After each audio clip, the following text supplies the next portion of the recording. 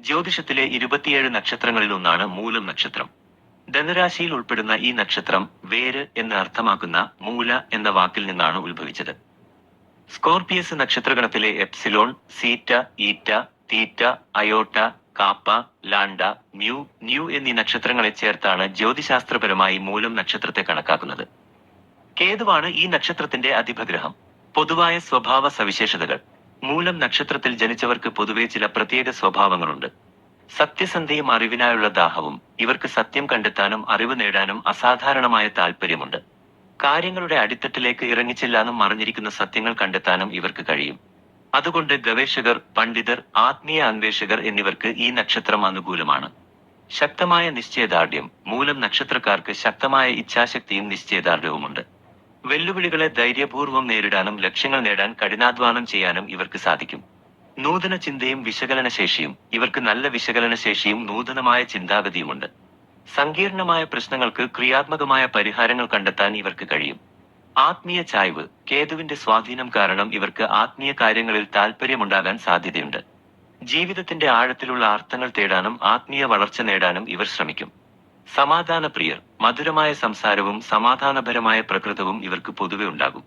ആളുകളുമായി നല്ല ബന്ധം പുലർത്താനും ഇവർക്ക് സാധിക്കും.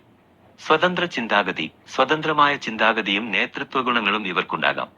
ആഡംബരപ്രിയർ. മൂലം നക്ഷത്രത്തിൽ ജനിച്ച സ്ത്രീകൾ പൊതുവെ ആഡംബരപ്രിയരായിരിക്കും. ആരോഗ്യം. ആരോഗ്യത്തിന്റെ കാര്യത്തിൽ ഇവർ പൊതുവെ ഭാഗ്യശാലികളായിരിക്കും. ദോഷഫലങ്ങളും പരിഹാരങ്ങളും. മൂലം നക്ഷത്രത്തിന്റെ ആദ്യ പാദങ്ങളിൽ ജനിച്ചാൽ ചില ദോഷങ്ങൾ, പിതാവിനോ മാതാവിനോ ധനത്തിനോ ദോഷം ഉണ്ടാകാൻ സാധ്യതയുണ്ടെന്ന് ചില ജ്യോതിഷ ഗ്രന്ഥങ്ങളിൽ പറയുന്നുണ്ട്.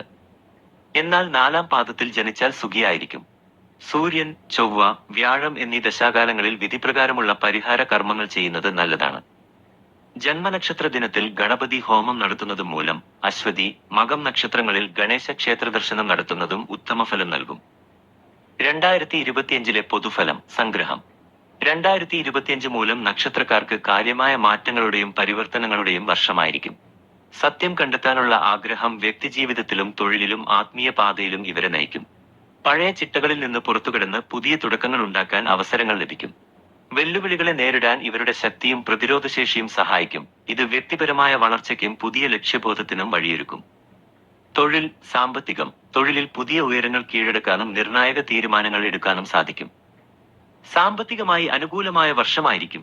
പഴയ നിക്ഷേപങ്ങളിൽ നിന്ന് നല്ല ലാഭം പ്രതീക്ഷിക്കാം. ബന്ധങ്ങൾ. പ്രണയബന്ധങ്ങളിൽ സന്തോഷവും സംതൃപ്തിയും വർദ്ധിക്കും. കുടുംബാംഗങ്ങളുമായും സുഹൃത്തുക്കളുമായും ആഴത്തിലുള്ള വൈകാരിക ബന്ധങ്ങൾ സ്ഥാപിക്കാൻ കഴിയും. ആരോഗ്യം. പൊതുവെ ആരോഗ്യം നല്ല നിലയിലായിരിക്കും.